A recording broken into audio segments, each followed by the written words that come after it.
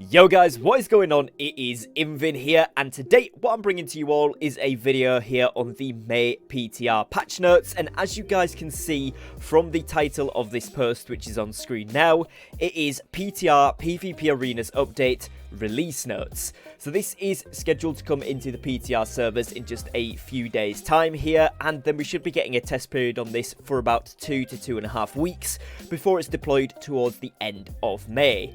Now this goes into quite some detail explaining 3v3 arenas, the PvP reward track, and some changes to PvE as well to keep all players activated, which is what I'm going to cover in this first section here. So without further ado, I'm going to jump straight into this. Remember, if you haven't done so already and you would like to stay up to date with all of the latest and greatest from New World, please do drop a subscribe down below to the channel with the notification bell on, as it massively helps to support me and my content. And if you do go on to enjoy the video, like me keeping you up to date with the news and the latest updates, then please do drop me a like on today's video as well, as again, that massively helps to support my content. Without further ado, let's jump into it. So the first thing here is, of course, the Spotlight section, where they have said, for this patch, we have a bit of everything for everyone. With a host of new and exciting PvP-focused activities and rewards, those who have a need to conquer will have plenty to do in Eternum. Likewise, PvE folks won't be left out either. These adventurers can look forward to new quests and a continued rollout of the popular Expedition Mutators feature to additional content. Now, to kind of give you all a brief overview, as you can see, we've got the 3v3 arenas, we've also got the reward track, which they've gone into a good bit of detail on, and we're going to be seeing some release of new mutation variants for the expeditions, which is pretty cool, and they do sound quite cool from what I've read through so far. So I'm going to jump straight into the content. Now, the first thing that we're going to be talking about here is the 3v3 PvP arenas. This says, step into the arena and test yourself against other combatants. 3v3 arenas are a new small-scale PvP game mode where teams of 3 can face off for fame, glory, and riches, plus a few unique housing items, which is quite a cool little touch on the end. Each arena match is a best-of-5 contest. Fight to be the first team to win 3 rounds and secure the match for your team. Rounds are 2 minutes long, but if the battle lingers, a deadly ring of fire will push players towards the centre of the arena, forcing combatants to engage or die. So you're not going to be having long drawn-out battles with people kiting around. It's going to be quite quick-paced, quick-fire gameplay, pushing people into a fight, and it's best of 5, so first to win 3 rounds. Players level 20 and above can queue for a 3v3 arena by opening the modes menu, allowing on-demand PvP gameplay from anywhere in Eternum. If players need a brief introduction to what the arena is, they can speak to the fight promoter Maximus Marcellus in Everfall. So that is pretty cool. There's no restrictions on that, and it is from level 20 upwards, so I'm going to assume that there's some form of PvP scaling in there, so that it's not just the gear and kind of the respective skills that you have, because surely people at level 21 are not going to be the same as an endgame 625 gear score player. But there's no information on what that actually is as of yet. Maybe they're keeping some stuff in the lid while they keep tweaking it over the PTR. I'm not too sure. But overall, that does sound cool. Interested to see what these unique housing items will be, for example. And also the fame and glory. I'm assuming that links into the track here. But this does sound pretty good so far. So let's continue to read on and look at the PvP rewards track. The PvP rewards track introduces 2 new currencies, PvP XP and Azoth Salt. Players can earn both of these currency types by engaging in PvP-related activities, such as wars, outpost rush, 3v3 arenas, PvP missions, PvP open-world kills, and fort captures. Bonus Azoth Salt will also be granted for earning XP while flagged for PvP. So I'm assuming that means, you know, with your gathering and stuff while you're flagged up, you will get some Azoth Salt, which is one of the PvP currencies, for doing this as well. So again, extra additional kind of incentive to do that, which is pretty cool. Now it says, work your way up the rewards track by earning PvP XP. At each of these 3 notches, 3 rewards will be drawn from the pool, where you will get to select and purchase one of the offered using your Azoth Salt. So it's kind of going to be similar to the trade skill aptitudes in kind of what they're saying there. So you're going to get 3 notches on a kind of leveling system. Each time you hit a notch, you'll be given 3 options of rewards that you can pick. And obviously depending on, first of all, how much salt you have for the first few levels, and of course, which item you want to get, you can pick a certain reward of a choice of 3 each time, and then they get better and better as you go on. Now it says when you get to the third notch, where the best rewards can also be found, you will be ready to level up.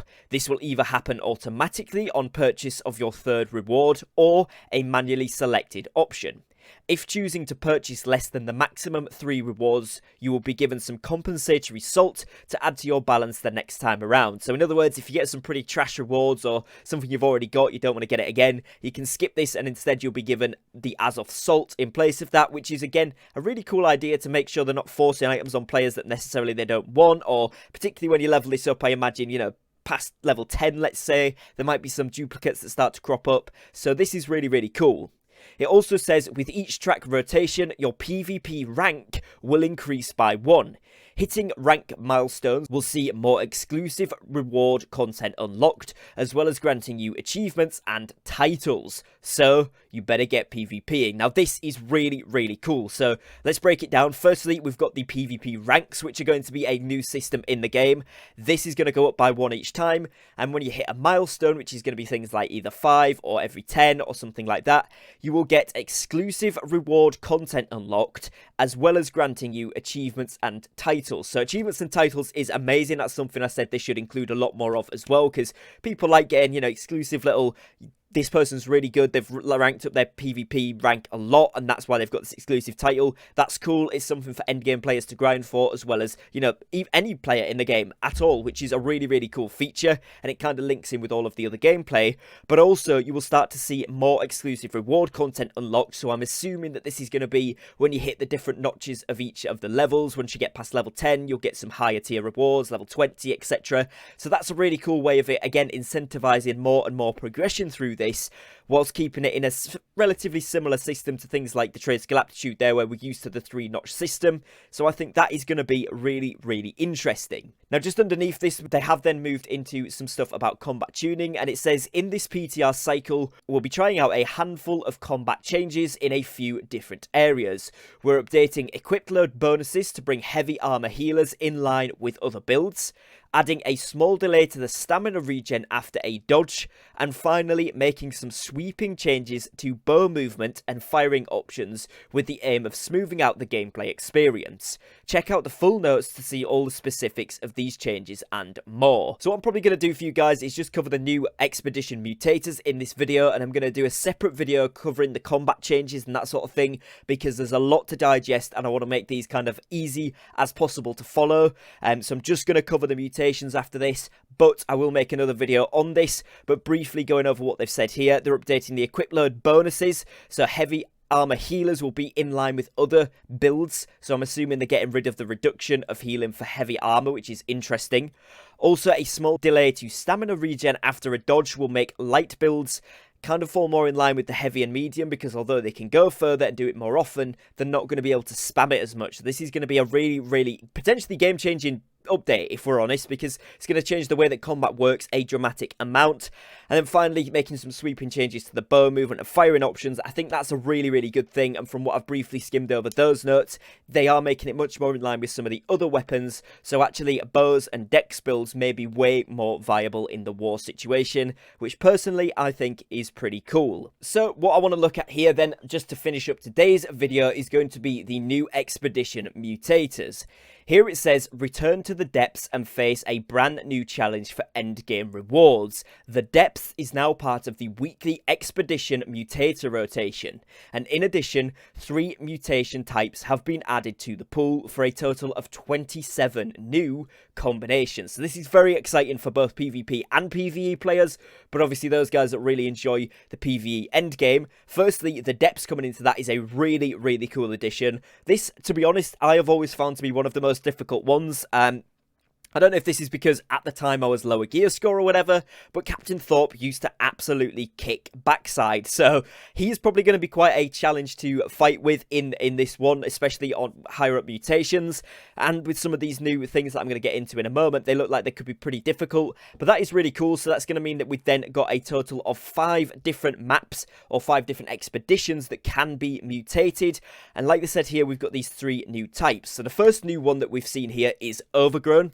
this is where it focuses on a nature, damage, and resistance.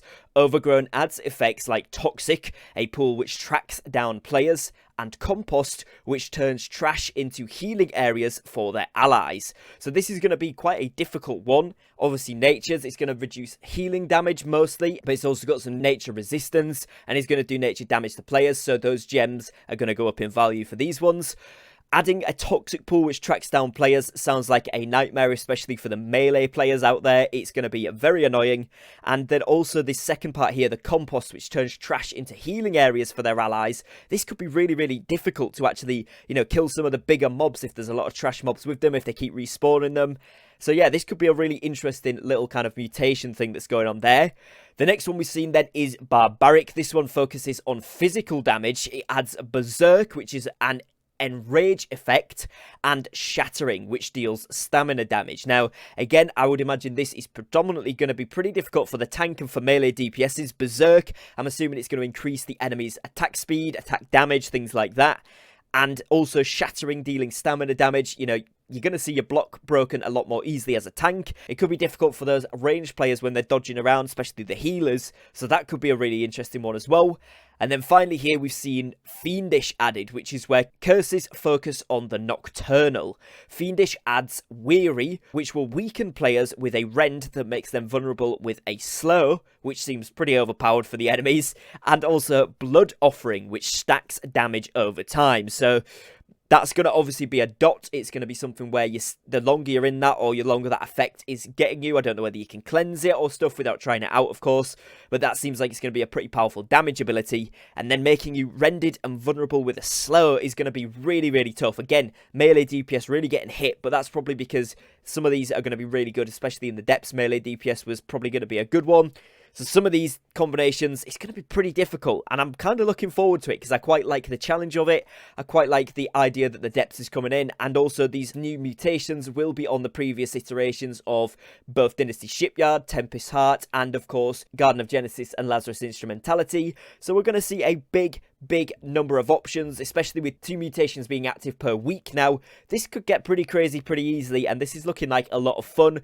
Paired with the PvP arenas and PvP reward track, it's looking like there's going to be a lot to do in May. Now, this update has got a lot more. I'm just going to briefly scroll down to show you guys some of the quick peek at what is going on here, but there is a ton of other updates, and like I said, I'm going to bring you guys these updates in separate videos to make these as easily digestible and kind of focused as possible, so that you can pick and choose which parts of the videos you want to watch the best to kind of come back to if you do want to have a refresh just before this gets released, because obviously we're a couple of weeks out at the moment.